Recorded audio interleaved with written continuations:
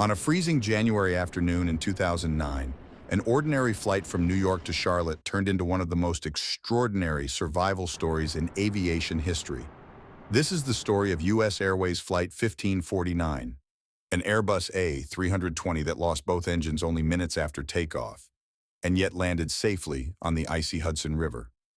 It was January 15, 2009, U.S. Airways Flight 1549, an Airbus A320-214, with the registration N106US, prepared to depart from New York's LaGuardia Airport, bound for Charlotte, North Carolina.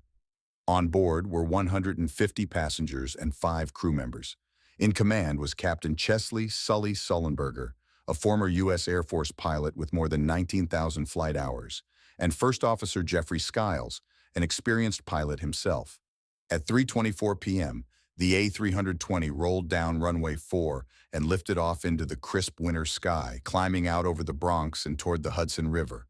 Everything seemed routine. For the next 90 seconds it was. Then just 2 minutes and 37 seconds after takeoff, as the aircraft climbed through 2,800 feet, the unthinkable happened.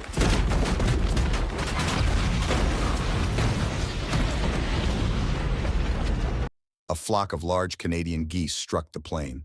Several birds slammed into both of the aircraft's CFM-56 engines, causing an immediate, violent loss of thrust. The cockpit voice recorder captured a dull thud, and then silence.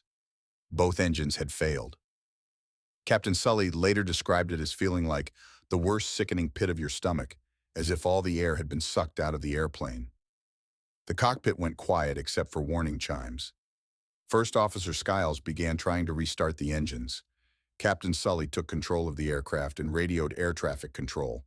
"Mayday, mayday, mayday, this is Cactus 1549. We've lost thrust on both engines. We're turning back toward LaGuardia." Controllers quickly cleared a runway at LaGuardia, but the A320 was already descending fast. Options were running out.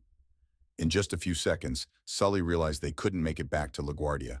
A return attempt risked stalling and crashing into the densely populated city below. Another option, Teterboro Airport in New Jersey, was also out of reach. He had one remaining choice: ditch the plane in the Hudson River.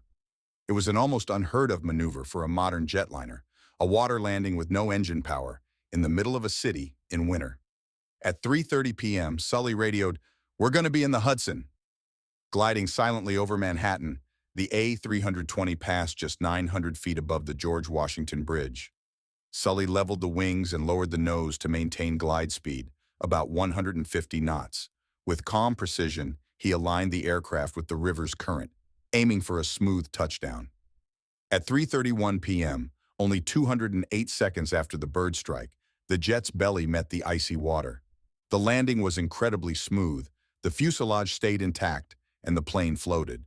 On board, flight attendants shouted the command every passenger remembers: "Brace! Brace! Brace!" All 155 souls survived the impact. Freezing river water began to seep into the cabin. Passengers scrambled onto the wings, life rafts, and exits. Within minutes, New York waterway ferries, police boats, and emergency crews arrived. Rescuers pulled everyone to safety in temperatures hovering around 7 degrees Celsius.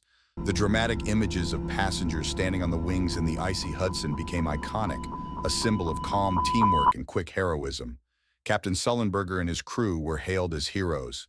Investigations by the NTSB concluded that Sully's split-second decision to ditch in the river and his flawless execution saved every life aboard. The aircraft, tail number N106US, was eventually recovered from the river and is now displayed at the Carolinas Aviation Museum in Charlotte. The incident became known as the Miracle on the Hudson. The Miracle on the Hudson proved that even in the face of disaster, skill, training, and calm leadership can turn tragedy into triumph. If you enjoyed this reconstruction and want to see more incredible aviation stories, don't forget to like, share, and subscribe for more Skies Above documentaries.